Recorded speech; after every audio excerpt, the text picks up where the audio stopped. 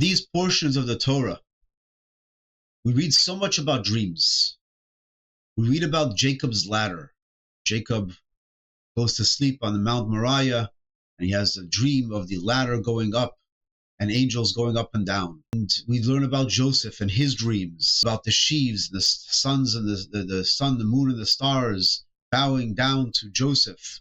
We read about the butler's dream, the baker's dream. We read about Pharaoh's dreams, so many dreams. But at the center within these dreams, we have Jacob and Joseph.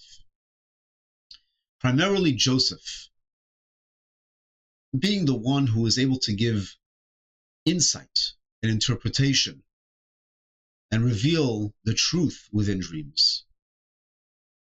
Dreams are so enigmatic, so mysterious.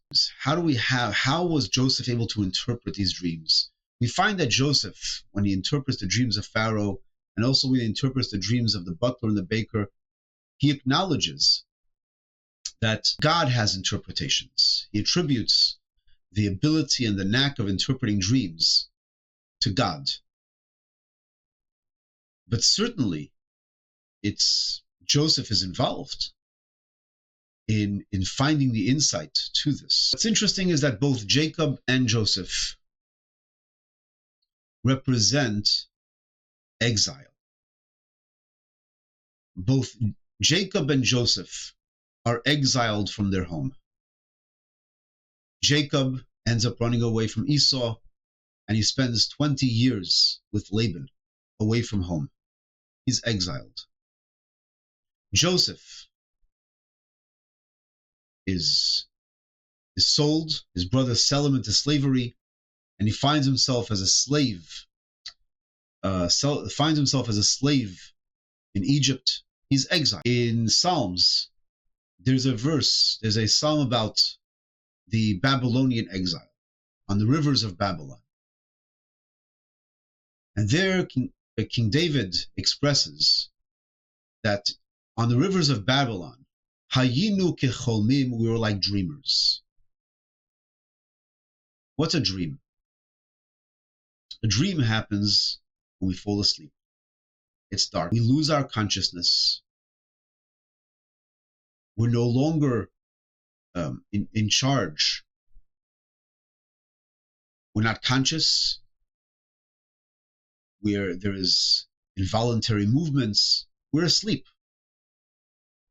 We're not consciously in charge of ourselves. Our subconscious kicks in. Are there insights into dreams? There's an entire section in Talmud which describes and discusses dreams. For the most part, our sages tell us that, for the most part, dreams are nonsense. The things that we think about during the day come up at night in some distorted way. But the Talmud also acknowledges that there is an element of prophecy in dreams. But we don't know how to decipher the truth from the nonsense, and the majority is nonsense. So therefore, in general, a rule of thumb is that when you have disturbing dreams, it's just nonsense, not pay attention to it. And whenever there is something positive, take something positive. At the bottom line, the most important thing is action and doing something positive. So if there is something positive and you can act on it, take it. But back to Jacob and Joseph, what was their ability of giving insight into the one thing in common between Jacob and Joseph is that they did not allow the circumstances to define them. Jacob, being in the house of Laban, maintains his identity of who he is in an environment which was business is business, a cutthroat business environment filled with lies and deception. He maintains his integrity. He raises his family with the values of his home. He raises them as children of Abraham, Isaac, and Jacob, the future tribes of Israel, maintaining their identity clearly, not identifying with Laban, but identifying with Abraham, Isaac, and Jacob. That's their identity. And he instills this within them. Don't allow the circumstance to define you. How is that associated with dreams? Dreams, again, is a time of darkness, a time where the conscious mind is not present. The subconscious kicks in. If a person lives continuously, that the darkness does not define them, that becomes instilled in who they are. Conscious part of them becomes deeply instilled in their subconscious. That is who they are. In other words, their dreams are no longer just dreams, because when their consciousness moves aside, something else doesn't just take over. That consciousness becomes part of their subconsciousness. Their whole essence and being is, I don't define myself by the circumstances. I don't define myself by the cold. I don't define myself by the danger, by the darkness. I don't allow it to take over me. I define it. I'm in control of it. The same is also with Joseph. That is the amazing part of Joseph's life.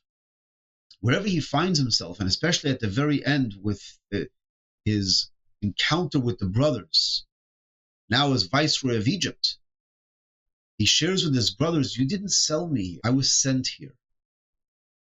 It's a whole different way of thinking. The fact that he turns to the butler and the baker while in prison, and he asks him, what's wrong? I see something's bothering you. What kind of mindset is that? That's not a mindset of a slave, of a prisoner. A slave and a prisoner is, who am I? I'm a nobody. I'm a nothing. What gave him the strength to turn to ministers and ask them, what's bothering you? You're a slave. They're ministers. They're in prison. What's bothering them? So you noticed that today they're more down than yesterday. He reaches out as if he's their therapist. What's bothering you? He doesn't define himself by the circumstances. I am royalty. I'm a son of Jacob, a grandson of Isaac, great-grandson of Abraham. I'm not a slave. I come from royalty. He defines the circumstances. Someone whose whole life is about, you define the circumstances. You don't allow the circumstances to define you. Potiphar's wife makes advances at him. He doesn't allow that to take over. A teenage boy who's a slave, who was sold into slavery by his own brothers, whose mother dies as a young child. You would think someone like that would give up and give in to those kind of circumstances. Joseph's entire life, and when he sees he has the gift of being able to bring interpretations and give insight into dreams, he doesn't attribute it to himself. He attributes it to God. That really is a secret. Because how can we overcome circumstances? How can we overcome that darkness? We realize that God is always with me. I don't just find myself in circumstances. God sent me here. When I experience something, I realize God is with me and is giving me the strength. When I hear a dream, I can interpret it. God is giving me the strength. It doesn't really apply to dreams. This applies to anything we are talented with. One is a lawyer, one is a doctor, one is an accountant, one is a businessman. One is a sculptor, one is an artist. One is a teacher. Everyone has talents. But we realize that these talents are divine. They're divine gifts. When we tap into this, we recognize the divine in everything. This gift allows us not to be defined by circumstances. So Jacob and Joseph, who were the masters of not being defined during circumstances, yet experienced such difficult, challenging circumstances going into exile, which is the darkness of life, the struggles of life, the pain in life, yet not defining themselves by those circumstances. They're the ones to look at the obscurity, the mystery of dreams, which many times may frighten us, but to them, they're not frightened by it. They see it as a portal to a higher reality. Because to them, their dreams and the ability of looking at dreams is where consciousness becomes part of subconsciousness. Because if we let go consciousness, meaning when circumstances define us, we've allowed our consciousness to let go and allow the circumstance to become our consciousness.